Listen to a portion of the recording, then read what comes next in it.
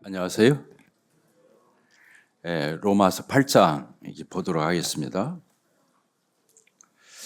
8장 1절 다시 읽겠습니다. 그러므로 이제 그리스도 예수 안에 있는 자에게는 결코 정죄함이 없나니 이는 그리스도 예수 안에 있는 생명의 성령의 법이 죄와 사망의 법에서 너를 해방하였음이라.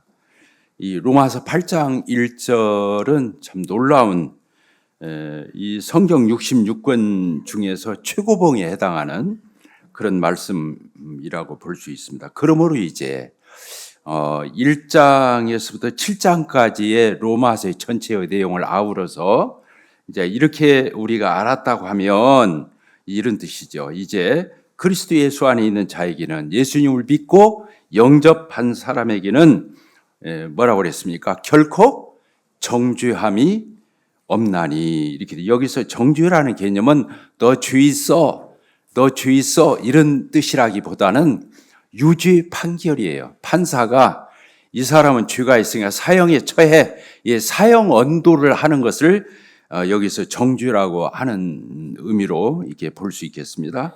그래서 그리스도 예수 안에 있는 사람에게는 죄도 없을 뿐만 아니라 유죄 판결을 할 수 없다고 하는 거, 그리고 사형 선고를 할 수 없다고 하는 거, 이 부분을 분명하게 이렇게 말씀하고 있습니다. 이는 그리스도 예수 안에 있는 생명의 성령의 법이, 참 놀랍죠. 그리스도 예수, 성자 하나님이 나오고 생명의 성령의 법, 이렇게 해서 제3위 되신 성령 하나님이 이렇게 같이 나오는 걸 이렇게 볼 수 있습니다. 이는 그리스도 예수 안에 있는 생명의 법이 죄와 사망의 법에서 너를 어쨌다고요? 해방하였습니다. 이게 과거 완료형이에요. 그러니까 예수님을 믿은 사람은 이미 해방을 받은 거예요. 그렇죠? 지옥에서 이미 건짐을 받은 거예요. 가봐야 아는 것이 아니라 이미 의롭다함을 얻었죠. 하나님의 자녀가 되었죠. 그리고 지옥에서도 건짐을 받았죠. 이미 천국을 얻어놨죠. 이렇게 돼 있는 거죠. 놀랍습니다. 그리고 3절, 4절, 5절이 아주 중요한 성경 구절이에요. 이 뭐냐면 우리를 구원하신 목적이 여기에 써 있어요. 율법으로는 우리가 하나님의 앞에 의롭다함을 얻을 수도 없지만 성화할 수도 없어요. 왜? 우리 육신이 연약해서 그렇게 지키고 그렇게 살 수 있는 힘이 우리에게는 없습니다. 그런데 성령님으로 말미암아, 4절이 그렇게 써 있죠. 내 육신의 노력이 아니라 육신을 따르지 않고 그 성령님을 따라서 행하는 우리에게 뭐라 했어요? 율법의 요구, 하나님 사랑, 이웃 사랑이 이루어지도록 되어 있다. 이렇게 되어 있습니다. 5절, 6절, 7절 여기가 많은 사람들이 오해를 하고 있어요. 육신을 따르는 사람 육신의 일을, 영의 따르는 사람 영의 일을 생각하니 육신의 생각은 사망이요, 영의 생각은 생명과 평안이나 육신의 생각 하나님과 원수가, 이게 쭉 나오잖아요. 여기서 구원받은 사람이 육신을 따라 살 수도 있고 영을 따라서 살 수도 있다, 이런 의미가 아니에요. 구원받은 사람은 성령을 따라서 살 수밖에 없다, 이런 걸 얘기해요. 여기서 육을 따라 사는 사람은 어떤 사람이에요? 아직 예수님을 영접하지 않고 육신 가운데, 구원받지 못한 가운데 있는 사람이 육신을 따라 사는 거죠. 육신을 따라. 그런데 구원받은 사람도 육신을 따라 살 수 있어요. 그러나 여기서 문맥에서 말하고자 하는 것은 그런 의미가 아니에요. 구원받은 그리스도인이 육신대로 살 수도 있죠. 또 성령을 따라 살 수도 이리 오락가락 할 수 있어요. 그러나 이 로마서 8장에서 말하고자 하는 이 문맥의 내용은 그런 뜻이 아니에요. 육신을 따라 사는 사람은 아직 구원받지 못한, 율법 아래에 있는 육신을 따라 사는 그 구원받지 못한 사람은 육신을 따라 살 수밖에 없다. 육신의 생각만 한다. 왜? 무엇을 보면 알 수 있죠? 8절을 보면 알 수 있죠. 육신에 있는 사람들은 하나님을 기쁘시게 할 수 없다. 그러면서 뭐라고 그랬어요?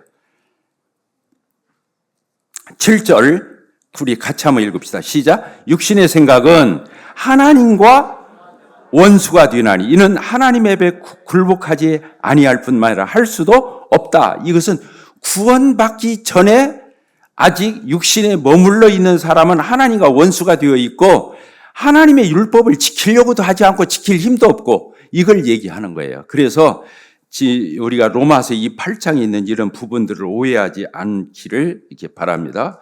그러면서 이제 성령님에 대해서 이 로마서 8장을 한번 세보세요. 성령이 17번, 18번 이렇게 나와 있을 거예요. 참 놀랍죠. 그래서 지난번에도 우리가 봤지만 성령님에 대한 언급이 한 두어 차례 비스무리하게 나왔지만 로마서 8장은 성령님으로 도배가 되어 있어요. 그래서 이 로마서 8장은 구원에 있어서도 칭의에 있어서뿐만 아니라 성화에 있어서도 최고봉인 장인데 성령님과 뗄래야 뗄 수가 없다고 하는 거.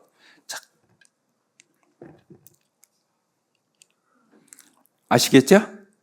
예, 성령님과 우리의 성화는 뗄래야 뗄 수가 없다고 하는 거. 이 부분을 우리가 마음 가운데 새길 수 있게 되기를 바랍니다. 아멘이시죠? 예, 그렇습니다. 자, 그리고요, 이 성령님이 하시는 일이 두 가지예요. 우리를 거듭나게 하고, 따라 씁시다. 우리를 하나님의 자녀로 거듭나게 한다. 그러니까 우리를 구원받게 하는 게 성령님의 역할이에요. 또 우리가 구원받자마자 성령님이 내 안에 들으셔서 인치시고 내주하셔요. 그러니까 많은 학자들이 이것을 앞으로 말하기도 하고 뒤로 말하기도 해요. 우리가 복음을 깨닫고 예수님을 영접하고 하나님의 자녀가 된 것은 성령님 때문이죠. 알고 보면 성령이 아니고서는 복음을 깨달을 수가 없어요. 예수님을 영접할 수가 없어요. 거듭날 수가 없어요. 그런데 또 우리는 뭐라고 말합니까? 우리가 예수님을 믿고 영접해서 죄사함 받고 성령 이렇게 구원받았을 때 마치 성령이 또 오시는 것으로도 표현해요. 아시겠죠? 예, 그러니까 우리가 구원받게 된 것은 성령님이 이미나 내 안에 오셨기 때문이기도 하고, 한편으로는 또 내가 이렇게 구원받고 예수님을 영접하고 죄사함을 받고 하나님의 자녀로 거듭나 이후에는 성령님이 내 안에 오신다고 하는 거예요. 이게 두 가지예요. 성령님이 하시는 일은 내가 구원받도록 인도하시는 거. 또 한 가지는 뭐예요? 또 한 가지. 그 다음에 써 있어요. 뭐냐면 내 안에 계신 성령님께서 하나님 아버지가 네 아버지야, 네 아빠야, 이 사실을 알려주신다고 하는 거예요. 거듭났으니까. 내가 성령으로 거듭났으니까 이제 육신에 있는 게 아니잖아요. 영에 있죠. 하나님의 자녀가 되었잖아요. 그러니까 하나님의 자녀가 되어서 내 안에 계신 성령님이 그렇게 말씀해 주는 거예요. 이제부터는 네 아버지는 하나님이야. 하나님 아버지를 아빠라고 불러. 아버지라고 불러. 이렇게 해 주시는 것이 성령님의 역할이라고 하는 것을 여기서 볼 수 있습니다. 몇 절입니까? 15절, 16절. 너희는 다시 무서워하는 종의 영을 받지 아니하고 양자의 영을 받았으므로 우리가 아빠 아버지라고 부르짖느니라. 양자의 영이 성령님이죠. 그래서 성령님을 받았기 때문에 우리가 하나님 아버지를 아빠 아버지라고 부른다는 거예요. 성령이 친히 우리 안에 있는 영으로 더불어 우리가 하나님의 자녀인 것을 증거해 준다고 하는 거예요.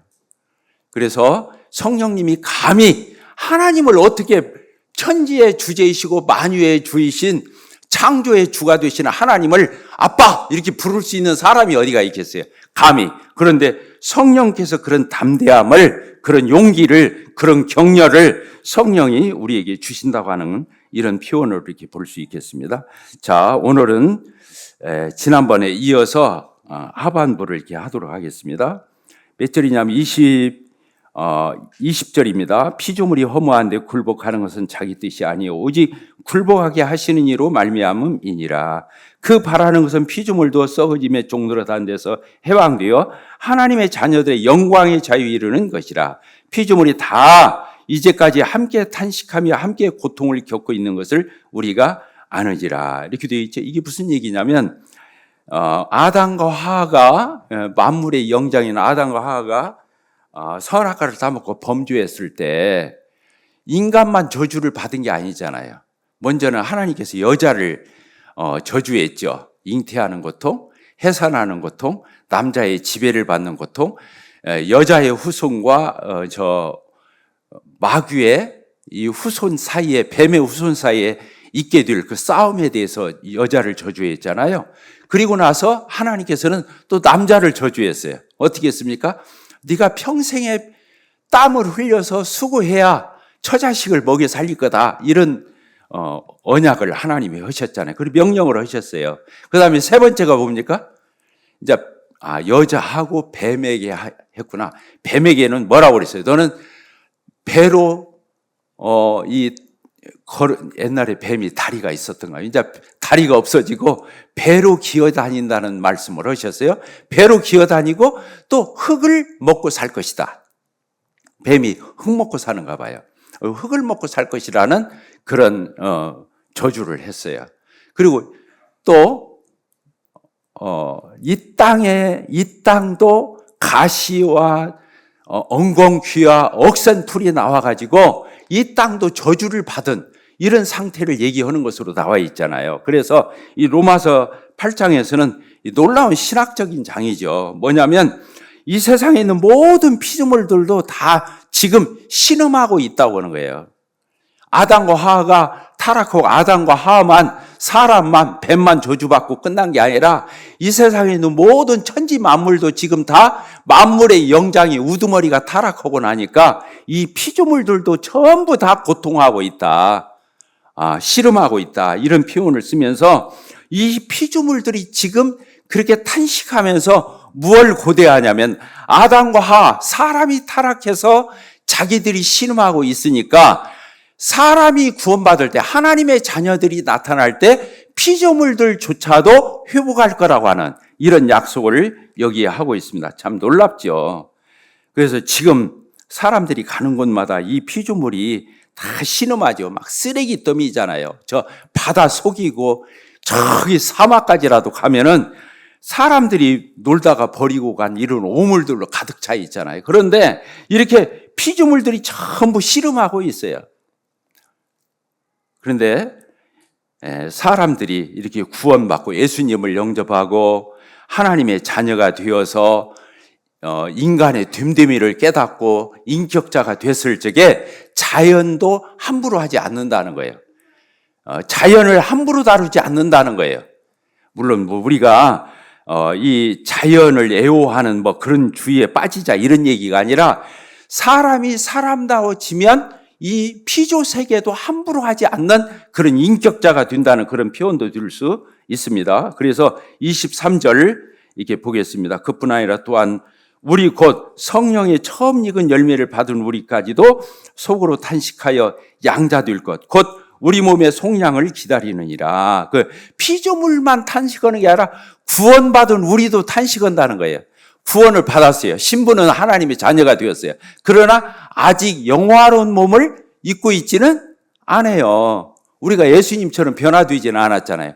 천국에 지금 가 있는 건 아니잖아요. 예수를 믿었어도 지금 우리는 죄를 져요. 연약해요. 허물이 많아요. 엉터리짓 할 때도 많아요. 그러니까 우리 구원받은 우리도 언제 예수님처럼 그렇게 변화되어서 천국에 들어가기 합당한 몸이 될 때까지는 우리도 씨름한다는 거예요. 탄식한다는 거예요. 그럼 이게 언제 그치는 거죠? 우리 구원받은 성도가 때로는 정말 엉터리짓 할 때 속으로 탄식할 때가 있어요, 없어요? 있죠? 예. 저도 오늘 아침에 설교 오기 전에 탄식을 많이 하고 올라왔어요. 그 이유는 말 않겠습니다. 왜 탄식을 했는지는 말 않기로 하고, 여기 보니까 우리 이 세상에 있는 피조 세계만 탄식하는 것이 아니라, 그래서 탄식하면서 누구를 기다리냐면 하나님의 자녀들이 많이 나타나기를 기다리는 거예요. 그리고 우리도 탄식한다는, 구원 받았어도 우리도 알게 모르게 탄식하고 있다. 아직도 우리는 유한하잖아요. 구원 받았어도 신분은 완벽하지만 아직도 하나님 나라에 들어간 것이 아니기 때문에 연약에 둘러싸여 있어가지고 우리가 원치 않는 이런 삶을 살 때가 많이 있다. 이런 표현을 쓰고 있습니다. 근데 여기서 참 중요한 말씀이 나와요. 26절입니다. 우리 같이 한번 읽겠습니다. 시작. 이와 같이 성령도 우리의 연약함을 도우시나니 우리는 마땅히 기도할 바를 알지 못하나 오직 성령이 말할 수 없는 탄식으로 우리를 위하여 친히 간구하시느니라. 이렇게 되어 있습니다. 성령님이 우리의 연약함을 돕는데 그렇죠. 우리가 그런 걸 많이 경험하죠. 성령님이 내 안에 계시면서 많은 것들을 주어넣으셔요.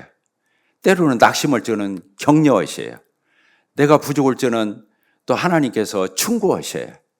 또 내가 참 하나님 앞에 어찌할 바를 모를 적에는 여기 써 있잖아요. 성령님이 우리의 연약함을 돕는데 우리가 너무 막막한 일을 당해가지고 마땅히 기도할 바를 알지 못하고 이렇게 있을 때, 두 손 놓고 있을 때, 한숨 쉴 때, 우리가 아까 말한 대로 탄식할 때 성령님도 말할 수 없는 탄식함으로 우리를 위해서 친히 간구해 주신다. 이렇게 되어 있습니다. 따라서 합시다. 성령님께서 나를 위해서 친히 간구해 주신다. 그렇습니다. 우리가 기도해야 되는 줄 알지만 때로는 기도를 하면서도 잘못할 수도 있고 아니할 기도를 할 수도 있고 얼마나 우리가 부족하고 연약해요. 그런데 성령께서는 그러함에도 불구하고 우리를 위해서 하나님 앞에 기도해 주신다는 거예요. 27절입니다. 마음을 살피시는 이가 이게 하나님 아버지시죠. 하나님 아버지께서는 성령님의 생각을 너무 잘 알아요. 성령님의 생각. 왜? 성부 하나님께서 성자 하나님, 성령 하나님이 삼위일체잖아요. 하나이신데 성부 하나님께서는 성령 하나님의 그 속의 생각을 너무 잘 아시는 거예요. 하나님 아버지께서. 그러니까 성령님께서 우리를 위해서 기도하실 때 하나님 아버지께서 이 성령님의 생각을 너무 잘 알기 때문에 이 성령님께서 우리를 위해서 기도하시는 그 기도하는 내용을, 기도하는 그 목적을 너무 잘 알고 이렇게 하나님께서는 헤아려 주신다. 그래서 성령님께서는 하나님의 뜻대로 성도를 위하여 간구하신다. 이렇게 되어 있습니다. 그러면서 28절입니다. 같이 읽겠습니다. 시작. 우리가 알거니와 하나님을 사랑하는 자 곧 그 뜻대로 부르심을 입은 자들에게는 모든 것이 합력하여 선을 이루느니라. 이렇게 우리가 하나님 앞에 바로 살고 또 바로 기도하고 또 하나님 앞에서 부족함이 없어서 우리가 잘 되는 것이 아니고 내 안에 계신 성령님이 이렇게 나를 책임지고 보혜사가 되시기 때문에 하나님의 뜻대로 부름을 입은 하나님의 자녀들은 모든 것이 합력해서 결국에 잘 되게 되어 있다. 이런 표현을 쓰고 있습니다. 아멘이시죠? 요셉이라는 사람을 생각할 수 있죠. 요셉이 본래 부잣집 막둥이였잖아요. 막둥이는 아니죠. 베냐민이 있었으니까 그 막내 색동은 있고 집에서 아빠 심부름이나 하고 형들은 저 멀리 돌아다니면서 양치고 그랬는데 도시락 싸가지고 이제 심부름 가다가 그 형들이 이 동생을 어떻게 했어요? 시기하고 미워해가지고 팔아넘겼죠.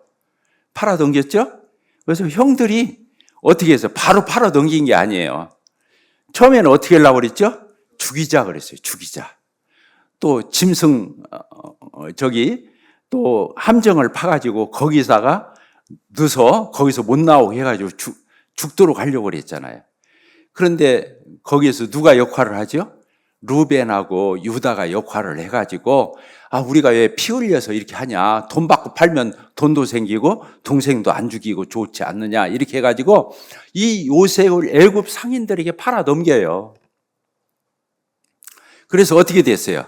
애굽에 팔려가서 그 보디발이라고 하는 그 장군 집에 가가지고 거기서 심부름꾼을 하는 거예요. 그 집에 가정 총무가 돼가지고 가정 살림살이를 다 책임졌죠.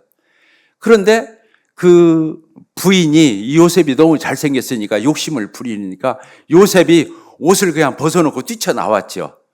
그러니까 그 집에서 자기의 정조도 지키고 하나님 앞에 죄도 짓지 않고 이렇게 해가지고 사실은 선행을 했는데 그 보디발 아내가 보디발한테 일러 바쳐가 나를 겁탈으로 들어왔는데 내가 이렇게 이만저만해서 이렇게 소리를 지르니까 도망갔다. 이렇게 해서 이 요셉이 어디로 가죠? 감옥으로 갇혀요. 감옥에 가서 어떻게 됐어요? 오래 있었죠? 한 13년 있었다고 그래요. 저기 보디발 집하고 감옥에서 13년 정도 있어가지고 나중에 30에 총리 대신이 되는데, 어쨌든 간에 요셉이 그렇게 정말 곤궁에 처한 것을 우리는 보게 돼요. 그런데 이제 떡 맡은 관원장이 들어와가지고 꿈 해몽을 해주고, 술 맡은 관원장 또 해몽을 해줬는데, 바로 기억에서 복권이 됐어요, 안 됐어요? 안 됐어요. 한참 있다가 나중에 바로왕이 꿈을 꿨는데 해몽을 보더니까, 그 꿈 해몽을 요구하니까 아무도 해몽을 보더니까, 그때 술 맡은 관원장이 이 요셉을 생각해내가지고 바로왕 앞에 내세우니까 요셉이 꿈 해몽을 해주잖아요. 그래서 총리 대신이 되는 걸 이렇게 보게 돼요. 나중에 형들이 음식 얻어먹으러 들어왔다가 이 요셉을 만나죠. 그런데 요셉이 형들에게 원수를 갚는 것이 아니라 어떻게 하죠? 원수를 갚지 않고 그 형들을 용서하지요. 형들이 나를 팔았지만 사실은 형들이 나를 파는 게 아니라 하나님이 나를 먼저 이곳에 보냈다. 따라서 봅시다. 형들은 나를 팔았지만 하나님이 나를 앞서 보냈다. 예. 하나님께서 그렇게 하셨다고 이렇게 요셉이 해석을 하는 걸 보게 돼요. 그러니까 마지막이 잘 됐어요, 안 됐어요? 잘 됐잖아요. 그러니까 하나님은 요셉이 형들에게 죽을라다 살아났죠. 팔려갔죠. 보디발 집에서 억울하게 그렇게 됐죠. 감옥 속에서도 살았죠. 여러 일들을 겪었지만 나중에 알고 보니까 무슨 일이 있었던 거예요. 하나님께서는 자기 가족들을 다 먹여 살릴 수 있고 총리 대신이 돼가지고 하나님의 뜻을 성취하는 그런 요셉이 된 것을 보게 돼요. 그러니까 참 이 로마서 8장 28절을 읽을 때 그 생각이 나는 거죠. 그러죠? 우리가 알거니와 하나님을 사랑하는 자, 그러니까 아무한테나 그런 게 아니고 하나님을 사랑해서 하나님의 뜻대로서 부르심을 입고 구원받은 모든 사람은 모든 것이 합력해서 어떻게 된다? 잘 되게 돼 있다. 따릅시다. 잘 되게 돼 있다. 29절 읽겠습니다. 하나님 미리 아신 자들을 또한 그 아들의 형상을 본받게 하기 위하여 미리 정하셨으니 이는 그로 많은 형제들 중에서 맏아들이 되게 하려 하심이라. 하나님이 이렇게 여기서 성부 하나님이 나와요. 성부 하나님 미리 아신 자들을, 이게 뭐냐면 하나님은 우리가 구원받기 전에 아담과 하와가 창조되기도 전에 창세기 전에 영원전부터 하나님은 누가 구원받을 줄을 아셨어요. 그걸 예지라고 그래요. 다릅시다. 예지. 미리 아셨다는 거. 여기 미리 아신 자들을 또한 하나님의 아들의 예수 그리스도의 형상을 본받기 위하여 어떻게 했다고 그랬어요? 미리 정하시. 여기서는 예정이에요. 예정.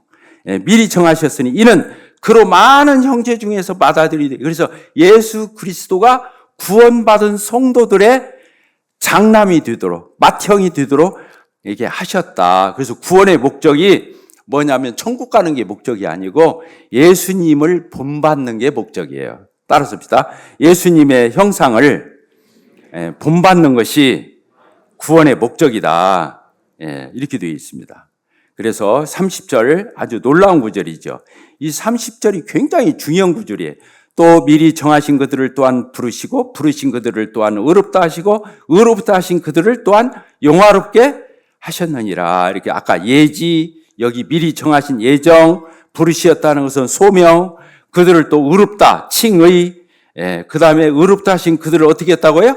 성화를 거쳐서 영화까지 가도록 하나님은 이런 스케줄을 가지고 계셨다는 거예요. 참 놀랍죠. 하나님은 우리에 대해서 어떻게 하셨다고요? 예지, 따라서 예지, 예정, 소명, 칭의, 성화, 영화. 이 하나님은 우리 개개인의 구원에 대해서 처음부터 끝까지 모든 스케줄을 하나님은 가지시고 이렇게 놀랍게 행하셨다고 하는 것을 볼 수 있어요. 31절 보겠습니다. 그런즉 이 일에 대하여 우리가 무슨 말 하리요?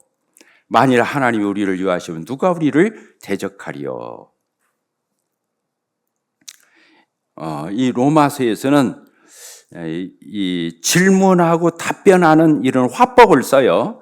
여기 그렇게 써 있잖아요. 그런즉 우리가 이 일에 대하여 우리가 무슨 말 하리요? 이렇게 하리요. 만일 하나님이 우리를 유하시면 누가 우리를 어떻게 한다고요? 대적하리요. 하나님 아버지께서 우리를 위하면 누가 우리에 대해서 맞상대를 할 수 있겠냐 그거예요. 하나님 우리 아버지인데 어느 누구도 우리에 대해서 대적할 수 없다. 엄청난 선언이죠. 이 대적한다. 우리에 대해서 그렇게 방해꾼 노릇을 할 수 없다고, 원수가 되게 할 수 없다고 하는 거. 그러면서 자기 아들을 아끼지 아니하시고 우리 모든 사람을 위하여 내주시니가, 이게 하나님 아버지께서 이렇게 하셨잖아요. 자기 아들 예수 그리스도를 아끼지 않고 우리를 위해서 희생제물로 내어주신 그 하나님이 그 아들과 함께 모든 것을 우리에게 함께 주시지 않겠느냐. 하나님의 이 아들과 더불어서 우리를 사랑하시는, 어저께 주일학교 설교를 내가 이렇게 보니까 하나님이 얼마나 좋으신 하나님이신지 이렇게 표현을 하는데, 이 구절이 나오잖아요.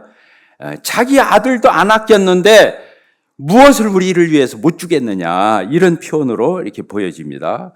33절 우리 같이 읽겠습니다. 누가 등이 하나님께서 택하신 자를 고발하리요 의롭다 하신 이는 하나님이시니 누가 정죄하리요, 이렇게 돼 있죠. 여기서 또 반어법을 쓰잖아요.